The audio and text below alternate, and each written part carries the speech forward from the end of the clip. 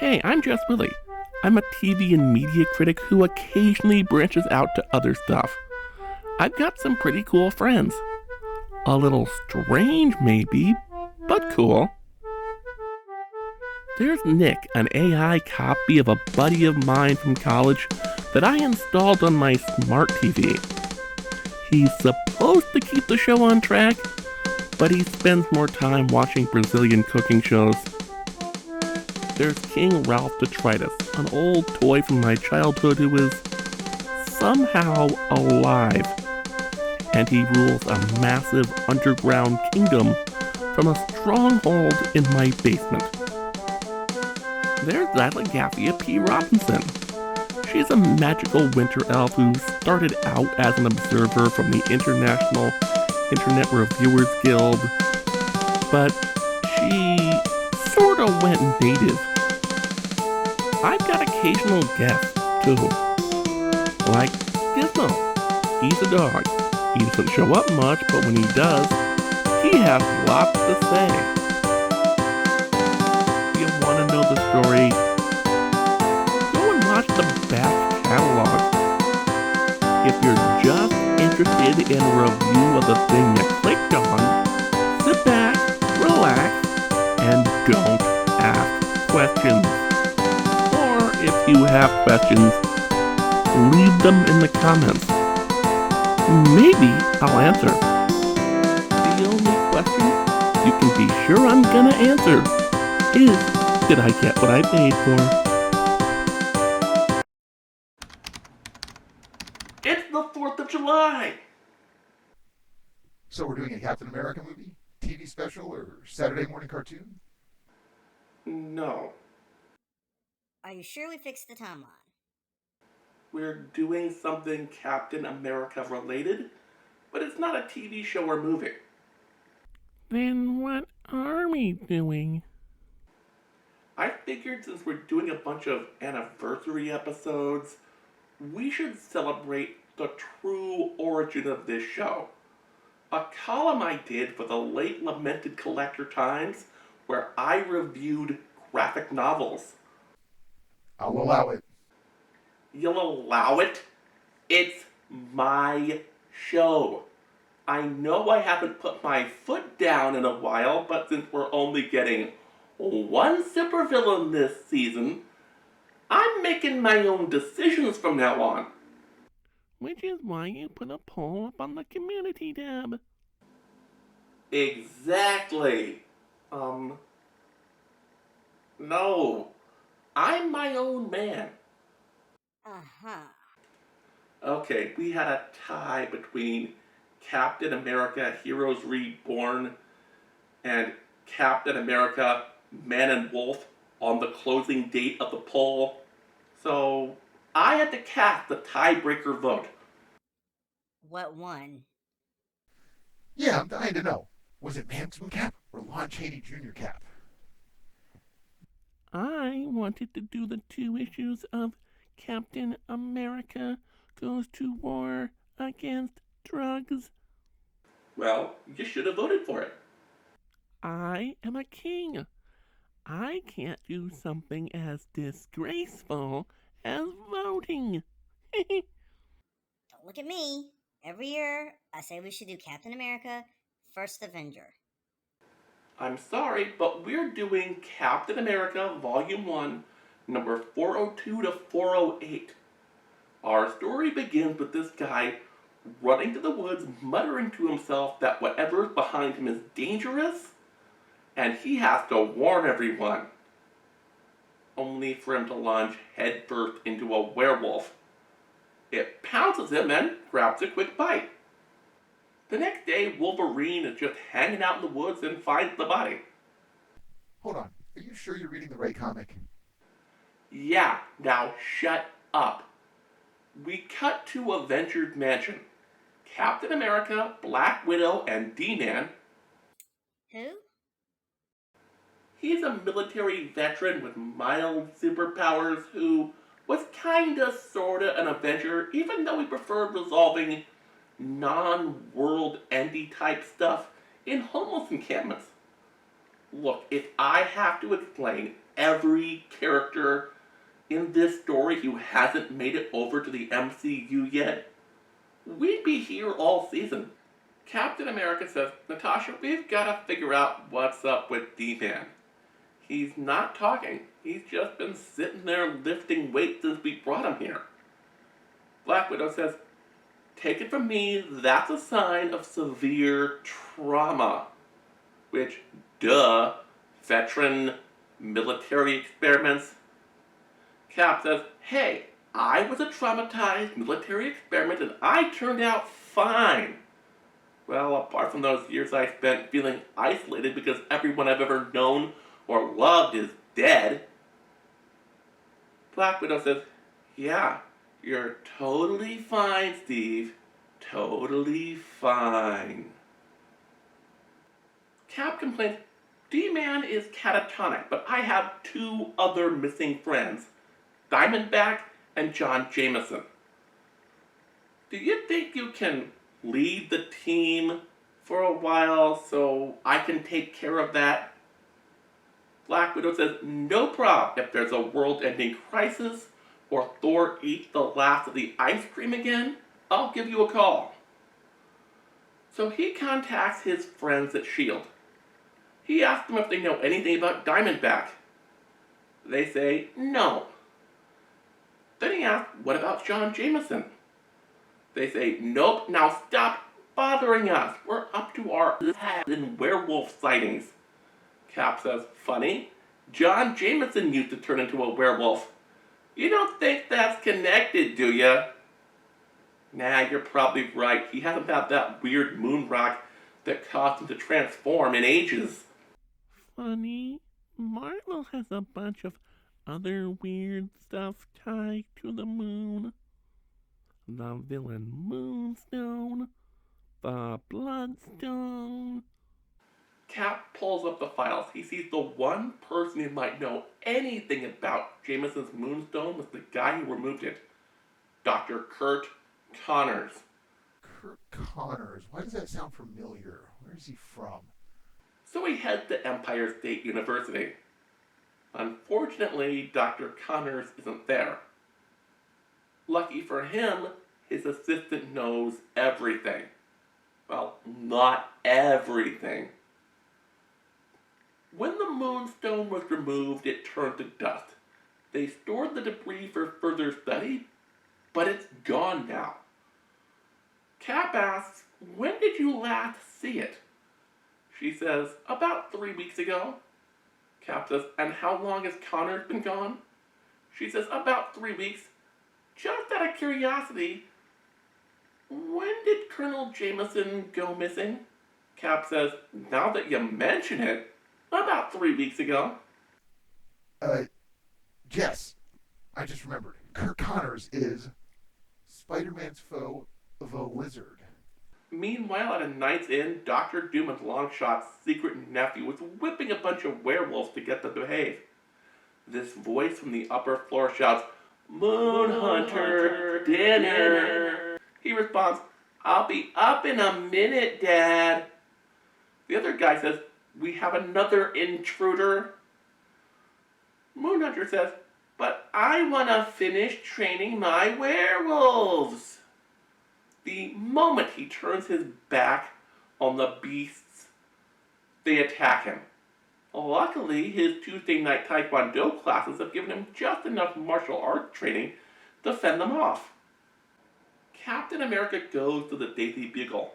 Jameson says, you know, I used to like you, but then I held that parade in your honor and you let Spider-Man crash the float. Cap says, look, I just want to know where your son is. Jameson says, John and I don't talk much. Cap says, well, the Air Force assigned him to be my pilot, but he's disappeared. Jameson says, and you're afraid he's gone all man-wolf again, right? Cap nods. Jameson says, if you find him and he's changed, please help him, but I've got to find a way to pin this on Spider-Man for page 1. Because this is a werewolf situation, Cap goes looking for any mystic-type hero he knows. Doctor Strange isn't returning his calls. Brother Voodoo is on vacation. So he tries disgraced ex-Avenger Dr. Druid. He does a trick from his Uri Geller Jr. magic kit. Then says, Cap, if you're hunting this werewolf guy, can I tag along? Cap says, fine, but you're paying for gas. They go to the site of the murder. Dr. Druid says, the police have moved the body, but there was something weird here. Cap asks, how can you tell? Dr. Druid replies, well, there are footprints, blood, and oh yeah, a werewolf behind that tree. Why doesn't Druid hypnotize it? He tries. When that doesn't work, Cap bashes it in the face with his shield. It's a long, dragged out fight, but my question is, why does Cap assume it's John Jameson? That werewolf's got some seed. So it's either Lisa Russell or Rain Sinclair. It doesn't matter. Moonrager shows up and lassos her around the neck before flying off on his motorcycle. The perfect cliffhanger. Part 2 begins with Captain America shouting, hey, you can't do that to someone, even if they are a killer werewolf. So he tosses his shield, but that's no nerd rope necklace she's wearing, because it doesn't break. Moonhunter fires these needles from his gauntlet. Wolf Girl goes down. Cap says, oh, you were trying to sedate her, not kill her. What a relief. So he grabs his shield and goes to check on Dr. Druid. Our resident wizard says, I need a long rest before I can cast another spell. I'll catch up with you later. So Cap hops on his own sky cycle and chases after them. Moonhunter moans to the unconscious werewolf that she was a pain in the ass to catch, and now the Avengers are involved. But hey, at least that's over. No, wait. Cap is in the rearview mirror. Luckily, a lot of Moonbounce's childhood was spent playing Microsoft Flight Simulator, so he is an aerial combat champ. But what type of superhero would Cap be if he didn't have the acrobatic skills necessary to leap from an exploding sky cycle onto an enemy vehicle? There's a struggle, and Cap is eventually thrown to the ground after getting shot with a silver bullet, but considering he's only 60 feet off the ground and has superpowers, he's fine. Not only that, who was just around the corner, but everyone's favorite member of the X-Men? Kitty Pryde, where? I think he meant Wolverine. Oh. Moonwalker takes the werewolf girl to the boss's lair. The other werewolves start growling. They don't like her one bit. He flicks them a coin and says, wash the bike, fix her up, and gas up the tank. He goes to this Dreadman guy's lab. He's experimenting on a werewolf. Moonraker says, the guys out front didn't recognize her. Are you sure she's one of ours? Donut Man says, just put her on the table. If I wanted your opinion, I'd give it to you. We cut back for a brief moment with D-Man. The doctor tells Jarvis, the butler, not the computer from the MCU, that due to D-Man's trauma and drowning on a previous mission, he could have permanent brain damage. But C-plots only get one page per issue. Cap dusts himself off and finds the wreckage of the Sky Cycle. Then he goes to check on Dr. Druid again. Dr. Druid says, you destroyed another Sky Cycle? Should we call the Avengers so they can send us another one? Cap says, no, this was a personal mission and I haven't talked to the insurance guy about this one yet, so let's just leave it. Druid says, okay. Oh, by the way, since I touched the werewolf, I can track them with magic now. Meanwhile in Massachusetts, this woman is going to church in Targo's basement. Dead guy says, Nightshade, what do you want? She says, I was able to confirm that the werewolf girl that Moonshadow brought in is not one of ours. She's a refugee from Kunlun. Gesundheit. Dead Presidents says, while you were wasting your time on that, I was able to use magic to repair the Moonstone. Unfortunately, a side effect turned it into a werewolf magnet. Oops. Nightshade says, do you need anything else? Dreadman says, well, if you're not doing anything, examine New Girl. See if anything special about her will allow us to speed things up. An alarm goes off.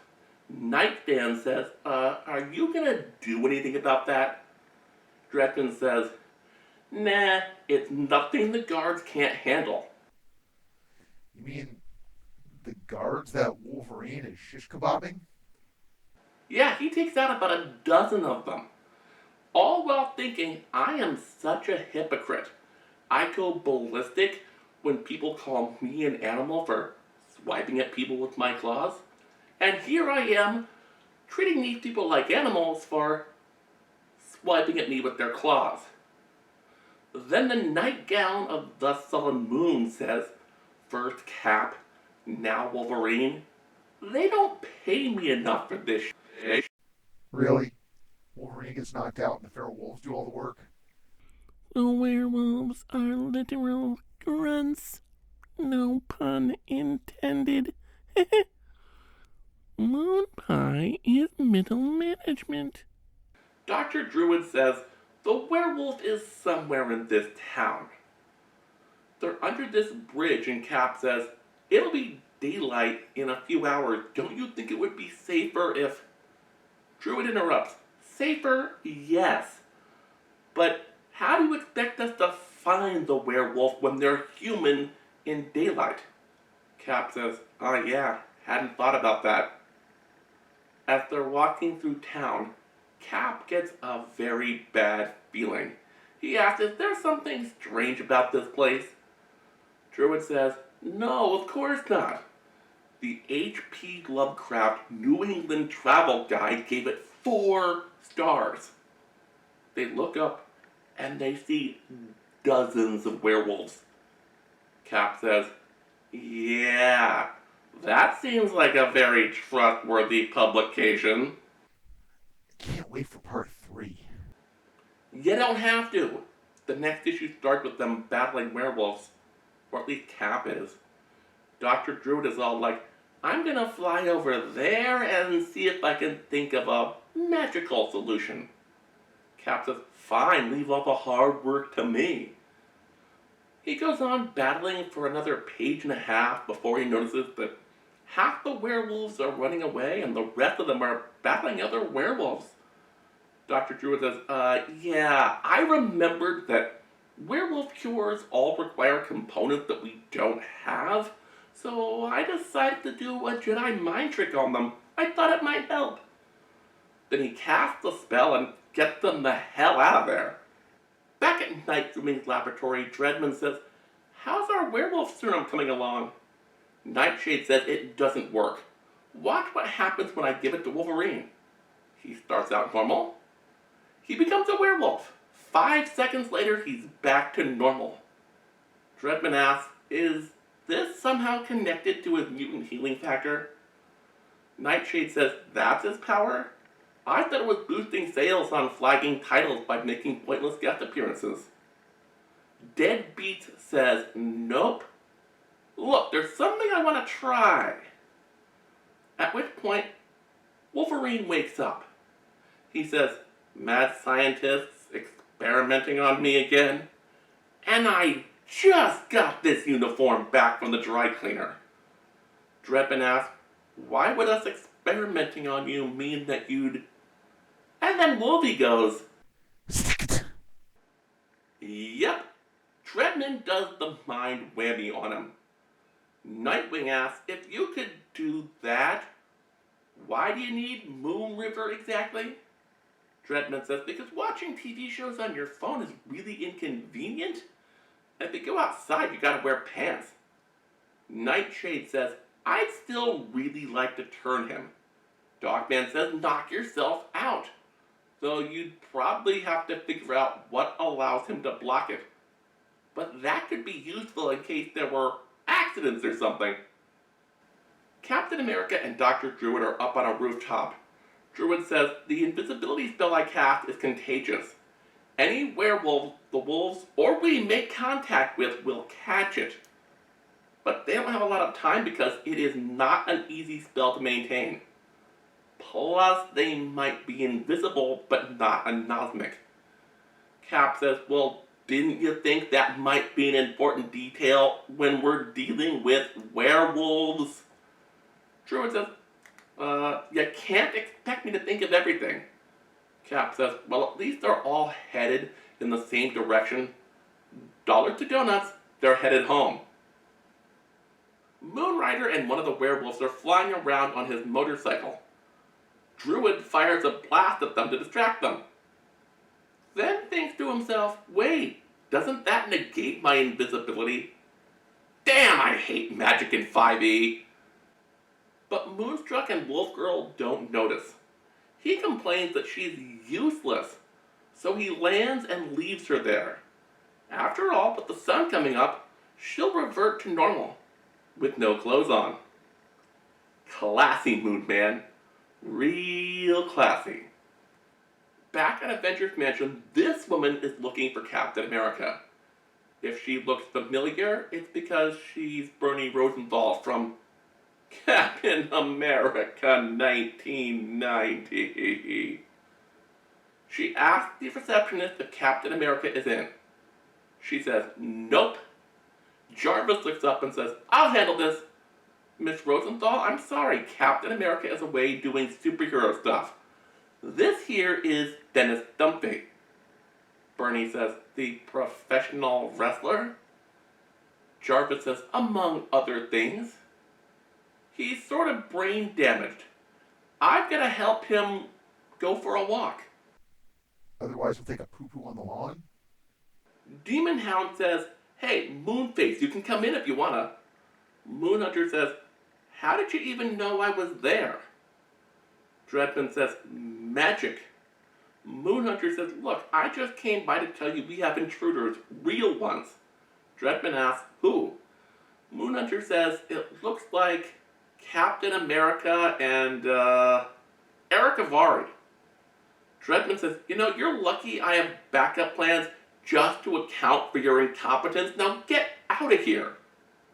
At the break of day, our heroes look around and notice all the werewolves are gone and replaced with normal townspeople. They must get their clothes from the same place as Bruce Banner since they're not naked after a transformation. Cap says, a town full of werewolves? Something about this seems awfully familiar. I'm pretty sure that was the premise of an episode of The Real Ghostbusters. Dr. Druid says it's New England. There are a lot of weird places like this. Cap says, I was hoping for more of the sciencey kind of werewolves like we got back when the comic code was a little tighter. You know, like what happened to my buddy Falcon back in 73. Druid says, well, here's the town hall. Cap says, good, I want to complain to the mayor about all these werewolves. This guy comes running out of the building. Druid says, there goes your chance. Cap says, we're going in there. We should look for historical records. Maybe you can find a way to fix all this. Druid says, are you sure you want to go in first? Maybe I should because, you know, magic and stuff. They walk to the door and his spidey sense starts tingling. With good reason, Wolverine and the Dominatrix show up to attack them.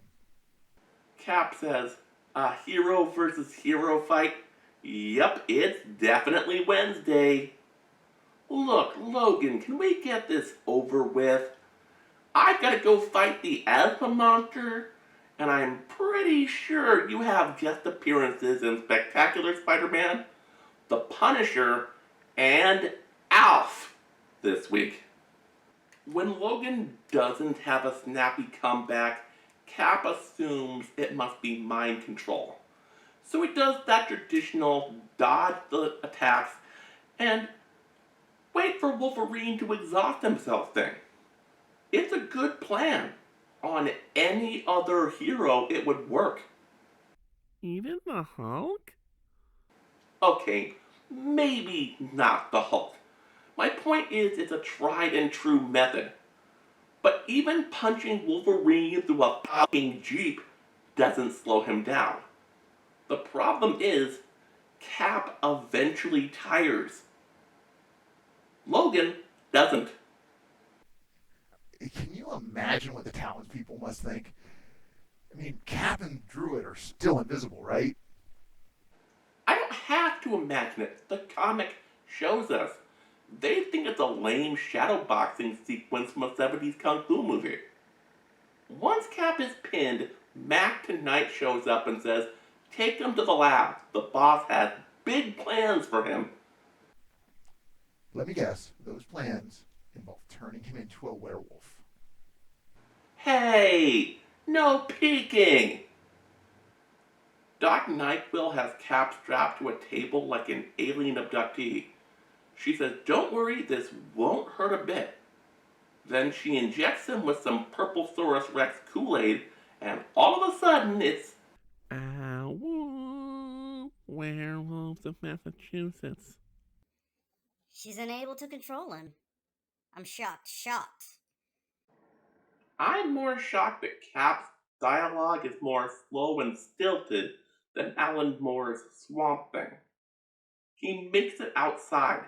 The sunlight hurts his eyes. The townsfolk seem more shocked about the whole werewolf thing.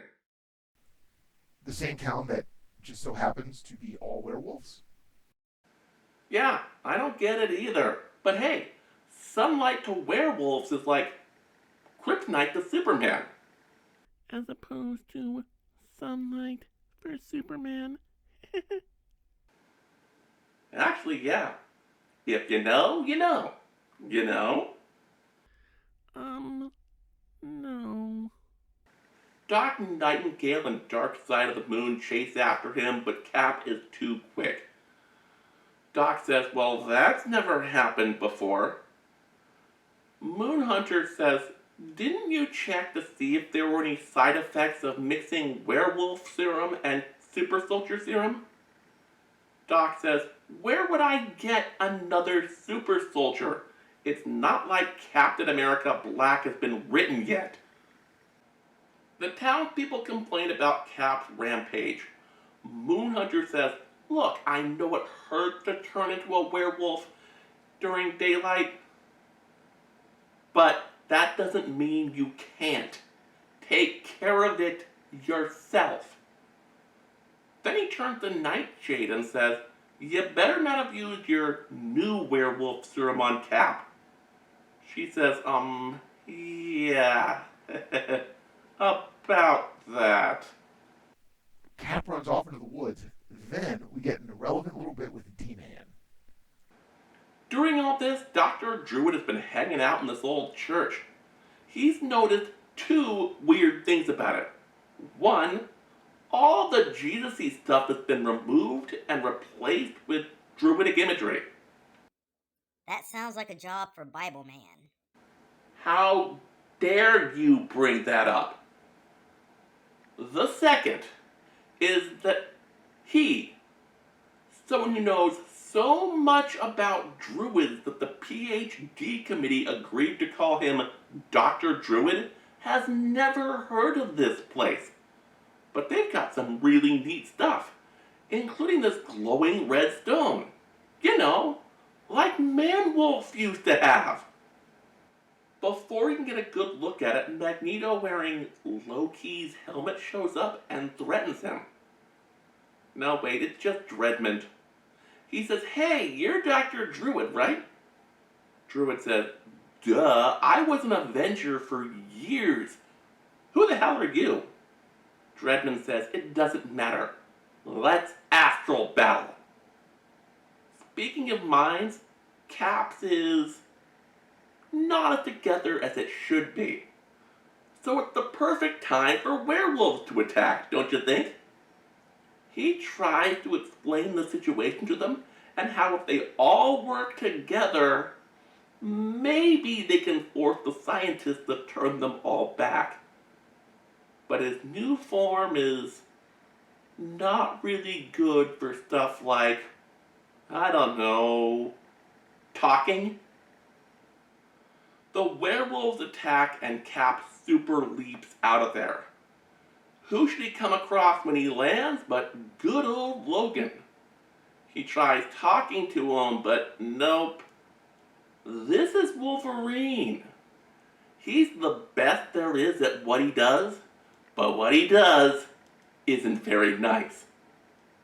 Or rather, he was the best. Feral Cap uses him to play bowling for werewolves. Dr. Druid and Dreadman, go on with your staring contest. Side battle. Is there like a technical difference? One involves purple lights coming out of their heads.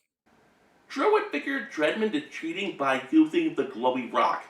But we cut to Bernie, who's looking for D-Man because she left him alone for 5 minutes while she chased after the guy who stole her purse. Moonhunter flies overhead in his sky cycle. He spots Cap and Wolverine. He radios HQ to tell them he'll be back before Wheel of Fortune. He lassos Cap, and I know this is gonna surprise everyone, but werewolves have super hearing. I'm sure this'll turn out great. If by great you mean Captain America uses jujitsu to make the cycle crash into a building. Yeah, but Moonhunter manages to hold on to the rope so we get to see something that's pretty uncommon. A dog taking a human for a walk. Do it all the time, do it all the time, do it all the time. Oh, be quiet up there. Back to the side battle. Druid tries to throw a statue at the glowy rock, but Dreadman was waiting for him to try that so he could shove Druid across the room telekinetically. Really, that's the oldest trick in the book. No wonder Dr. Druid is considered an even lamer Avenger than Hawkeye. I repeat, lamer than Hawkeye. Cap goes to Nightshade's lab, but this time she's prepared with werewolf pheromones. She says, you want to go back to normal? Fine. Come with me. Everything'll be okay. Trust me. Of course she lures Cap into a pit full of werewolves. And they start scoping him out. One wolf in particular is really interested in Cap. If his white fur isn't enough of a giveaway, that's Man-Wolf, aka John Jameson. But Cap's sausage-addled mind can't put that together. But he must remember every prison movie ever, because once he realizes that's the top wolf there, he beats the shit out of him. Dreadman gloats over Dr. Druid. If Dr. Druid were a heavy hitter, that might be worthwhile. But he's the superhero version of Stiltman. If you can't beat him, you might as well turn in your supervillain card. Why does Dreadman cut off a lock of Druid's hair? I don't think he's collecting for locks of love. I'm sure it'll come up later. In the pits, Cap notices this one werewolf doesn't seem to care that Man-Wolf went down. She says, Cap, it's me, Wolfsbane from X Factor. I'm a mutant, but I was affected by the werewolf beacon. But I'm not mind-controlled like the rest of these bozos.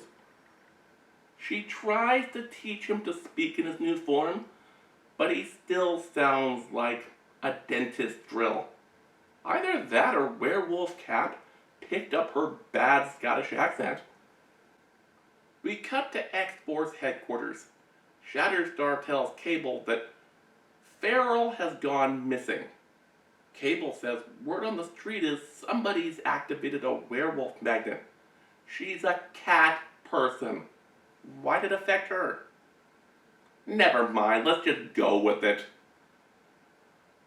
Cap tells the werewolves, men are apes.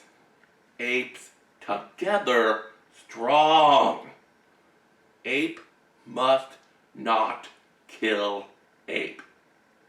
So they agree to form a human, werewolf pyramid and climb to the ceiling. When Cap gets to the top, he smashes the lock on the hatch he fell through. And we cut back to Bernie Rosenthal still looking for D-Man. But it's back to Moons Over My Hammy and Doc Nightlight talking to Dreadmond. He says, I've got good news and bad news. The good news is tonight is the last night of the full moon. Dr. Druid is down for the count and there will be no resistance to my magic. The bad news is you two are on guard duty. So if you fuck this up, well, let's just say I'm low on kibble and leave it at that. Cap gets the last of the werewolves up.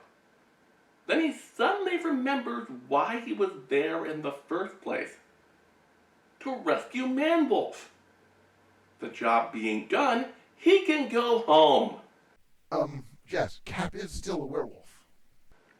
Oh, yeah. Right. They go looking for Dr. the Knight of 1,000 Eyes to change them all back, but they can't find her. They do come across a caged Wolverine, but he's not exactly happy to see them. Cap asks Wolfsbane if she thinks they should trust him. She says the first thing you'll learn at Xavier's school is that if the gym teacher looks drunk and the Maple Leafs are out of the running for the Stanley Cup, it's best to just let him be. The next door opens, revealing Moon Shoes and Night Night. Oh good, another fight, so I don't have to describe much. Cap tried to convince the werewolves to capture them, not hurt them. Once he reminds them those guys are needed to turn the wolves back to normal, they listen. Sorta. If you consider playing tug of war with Moonhunter's limbs as not hurting him. But Doc wants to play the wolf pack's revolt to her advantage, so she at least pretends to help them. Cap grabs Moonhunter's mask and says, now to find out who you really are. I thought it was a werewolf, not a Scooby-Doo? Only there is no big reveal. He's not the old prospector or anything. Moonhunter's real name is, as unlikely as it sounds, Zachary Moonhunter.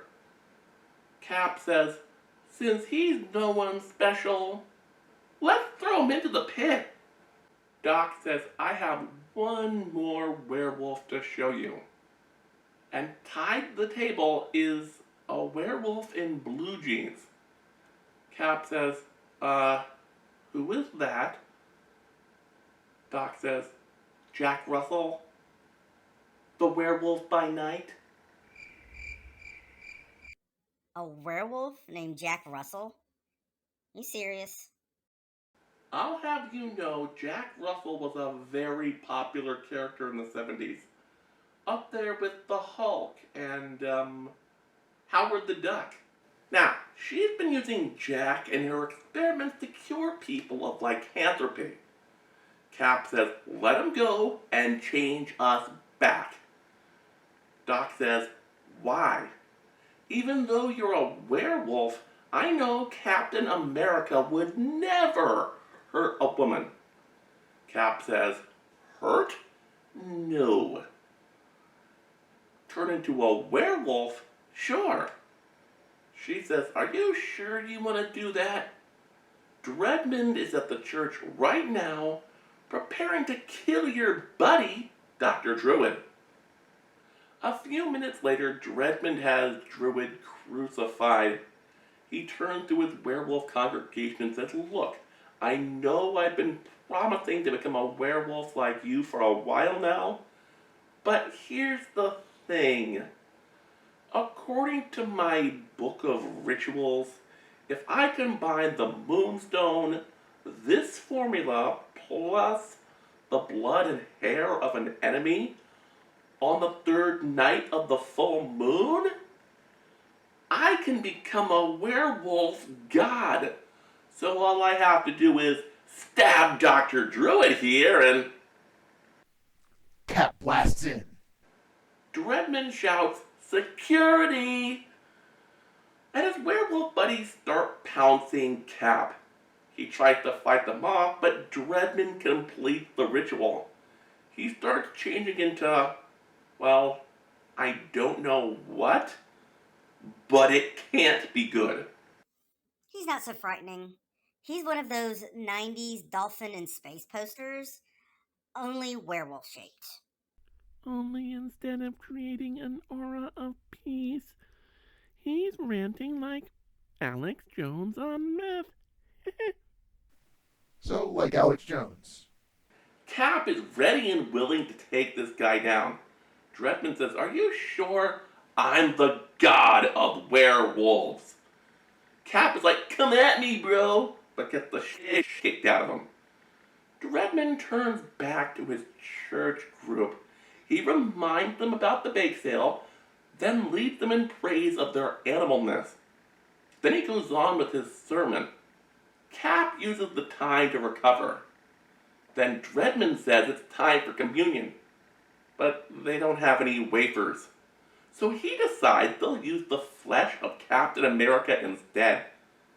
These werewolves must be a weird combo of Hannibal Lecter and John Lennon. They think he's tastier than Jesus. Cap manages to flee before any of them can break the skin, which is fine by the werewolves. Much like a Florida man on bath salts, they like playing with their food. Once Cap manages to make it to the other side of the room, they start thinking Dr. Druid might be stringy, but he's an easier snack. Cap thinks he should do something to help him, but he's unarmed, until some unseen hands throw him his shield. Yay! Cap's werewolf friends are back! Then all of a sudden, it's one group of sweaty hairy guys versus another group of sweaty hairy guys. So it's Black Friday at Best Buy. But Cap is such a good guy that he takes time out of his wanton destruction to check on Dr. Druid. Farrell arrives in town. Man, she is slow. Since she had quite a head start on Cable, but he arrives at the exact same time. It takes him 2 seconds to trank her. He says, it's not like you to run away. Well, apart from your name being Farrell, and you being, well, Farrell. Wait, that makes it exactly the sort of thing you would do. Never mind. Dreadmond gives the typical, kill the heretic werewolf speech. Cap goes to check if Dr. Druid is alive or dead. He's lost a lot of blood, and Dreadmond thinks he's dead. But with these mystic trance types, you can't really tell. Okay, now tell me the last time any comic book character actually stayed dead. Good point. Dreadmond says, nor will Dr. Druid be the last to die tonight. And then Cable barges in and starts shooting up the place. Cap is having none of it. He says, "You idiot, some of those people are good werewolves." Cable replies, which is exactly what an evil werewolf impersonating Captain America would say. Dreadman uses his telekinesis to tie them up with the carpeting. Cable goes, "Hey, not fair!" Redmond looks around and notices that Dr. Druid is gone. But no time for that. We haven't seen Dr. Nightline in a while. Probably because the whole tied to a bed thing. Man Wolf brings Dr. Druid to the lab for some first aid. Then he injects Nightshade with the werewolf serum for good measure, just to make sure she has a reason to actually come up with an antidote. Meanwhile, Moonrider goes to get some reinforcements, by which I mean Wolverine. They go to rescue the doc, but she's already a werewolf. So Moonhunter sends him to the main brawl. Or he would, but Dr. Druid wakes up and undoes their mind control. Dreadman says, "Well, that wraps things up nicely. We beat Cap and Cable. Most of the good werewolves are dead. Once each of you has had a chance to kill someone, we can go out for ice cream. Oh yeah, and the blood sacrifice means you guys can become a wolf anytime you want." Then Wolverine shows up. Dreadman says, "What are you doing here?" Logan says, "Freeing the star of this series and all the guest stars so we can kick your ass. We only have 3 pages left." Then he throws Cap at Dreadman in some sort of weird inversion of the fastball special. Dreadman and Cap fight. Good old Steve Rogers grabs for the Moonstone. It hurts like hell, but he manages to tug it away. Then he tosses it to Cable, who crushes it with his boot. Dreadman turns back to normal. And that's it. That's the story. Yes! This story really takes me back. I had just started reading superhero comics around the time this story came out. I remember people telling me it was the worst Captain America story ever written. I believed them, even though I had read the book Marvels and was aware of the period of time where Captain America was demoted to a crypt keeper-like horror book host in his own title. But I kinda see their point. Captain America wasn't turned into a werewolf until the end of part 3. Even in parts 4 through 6, when the covers make it look like the story involves every lycanthrope with any connection to Marvel Comics, apart from Marv Wolfman, the story focuses more on sales-grabbing guest stars like Wolverine and Cable. Then again, it was 1992. I'm surprised Venom and the Punisher didn't show up. I have not read all of Mark Gruenwald's legendary run on Captain America. I could buy this as his worst Captain America story. Worst Captain America story of all time? No. But that might be hindsight talking. In the years since, we've had Rob Liefeld plotting and drawing Captain America Heroes Reborn, the Ultimate Universe Captain America, where Steve Rogers was the comedian from Watchmen minus the self-awareness, and Secret Empire with Nazi Captain America.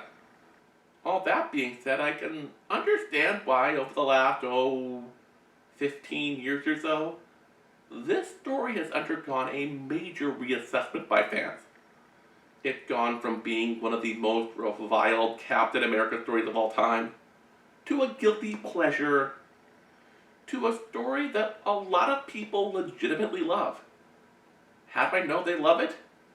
Because they still ask for reprints of this trade. Cap Wolf has a Funko Pop and action figures. He's one of the zillion or so playable options in LEGO Marvel 2. I'm talking the base game, not DLC. As for me, I paid $3 for the issues that I own physical copies of. I don't hate it, but I don't love it.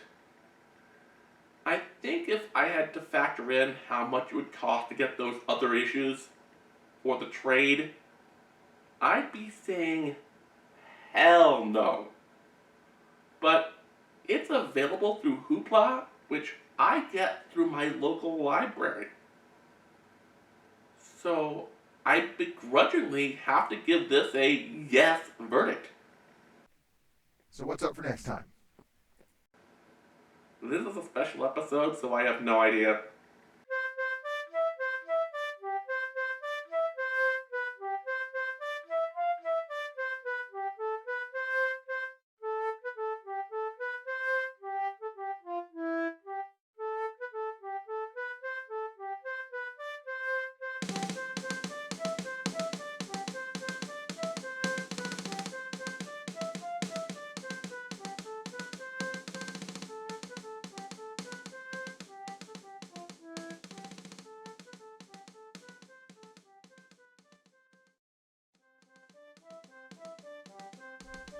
What did Mr. Hedgehog do to deserve that? No like and subscribe. No like and subscribe. No like and subscribe. Well, in that case, he should go to patreon.com/